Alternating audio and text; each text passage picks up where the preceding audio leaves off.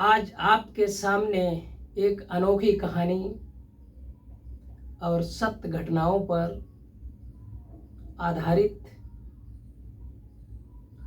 420 ईस्वी की कहानी है। केदारनाथ पांडे उत्तर प्रदेश आजमगढ़ के रहने वाले थे। इन्होंने अपनी विश्व प्रसिद्ध पुस्तक बोलगा से गंगा में इस कहानी को दर्शाया है, लिखा है। बोलगा से गंगा, गंगा नदी भारत में है और बोलगा नदी यूरोप में है। यूरोपियन सभ्यता के लोग जब भारत में आए,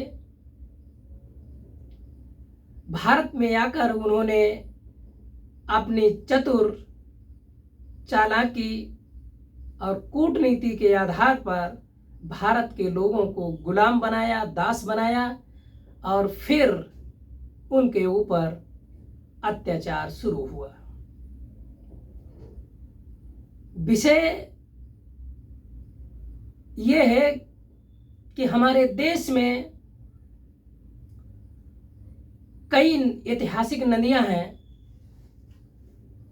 गंगा, जमुना, सरस्वती, माही, घाघरा, सरस्वती और बहुत सारी नदियां हैं।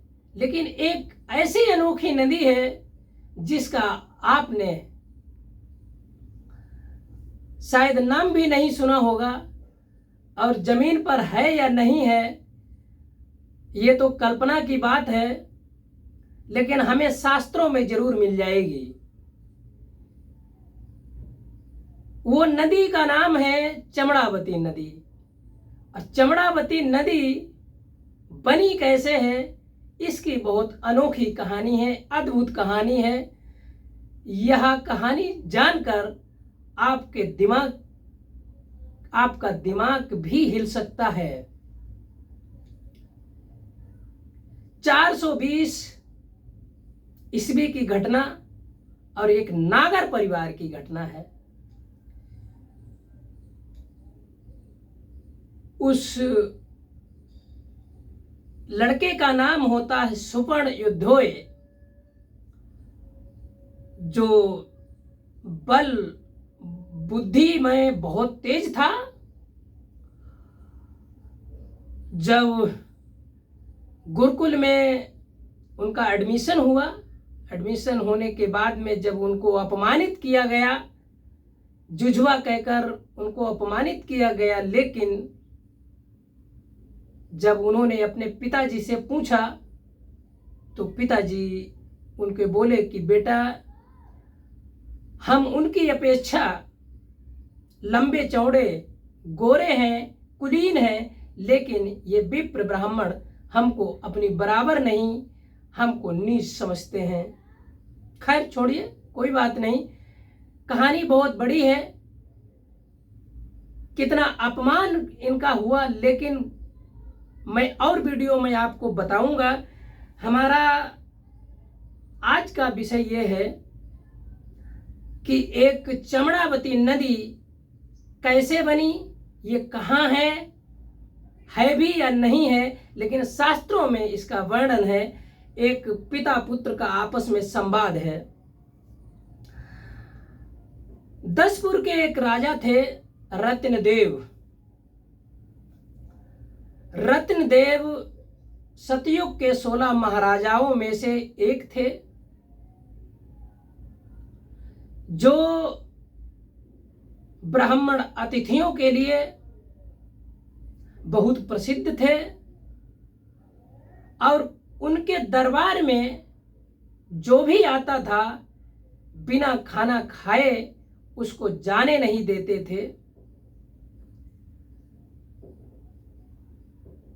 बात यह है कि रत्नदेव के राज्य में 2000 रसोइये थे और प्रतिदिन 2000 गाय काटी जाती थी। और 2000 गाय कटने के बाद में उनके 2000 रसोइये में बनते थे। ब्राह्मण अतिथि इतने ज़्यादा बढ़ जाते थे कि जो रसोइया होता था बनाने वाला, उसको हाथ जोड़कर निवेदन करना पड़ता था। जब मांस कम पड़ जाता था तो वो कहता था, हे विप्र, हे ब्राह्मण, मांस कम पड़ गया है तो कृपया आप सूप ज्यादा लेने की कृपा करें। अब सोचिए, आज के समय जिन लोगों ने गाय को इतनी ज्यादा वरीयता दी है और वही लोग गाय को मारकर खाते थे, लेकिन उन 2000 गाय का गीला चमड़ा एक जगह जहां रखा जाता था, उससे जो पानी निकलता उस और जो बहा, उसी चर्म से निकला हुआ पानी जो बहा, उसी को चमड़ावती नदी कहा गया है। ये हम नहीं कह रहे हैं, सुपर्ण के पिताजी कहते हैं कि बेटा ये बात सही है। बोले कि हाँ, ये बिल्कुल बात सही है, शास्त्रों में लिखा है। महाभारत के पर्व श्लोक नंबर 208 में स्पष्ट लिखा हुआ है। अब 16 महाराजाओं में सबसे लोकप्रिय रत्नदेव राजा थे। महाभारत पांचवा वेद झूठा कह सकता है क्या दादा? क्या दुनिया इतनी उल्टी पुल्टी गई है? नहीं। रीति रिवाज धर्म कर्म पर सभी इस तरीके से चलते रहे हैं, धर्म का ढोंग करते रहे हैं, लेकिन क्या अपने जीव की जायका के लिए निर्दोष पशुओं की जान लेना ये धर्म है? कदापि नहीं।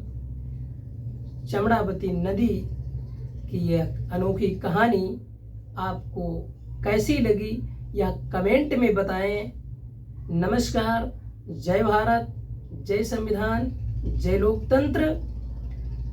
हाँ, आप अपना ख्याल रखिए, आप अपनों का, अपने पड़ोसियों का। नमस्कार।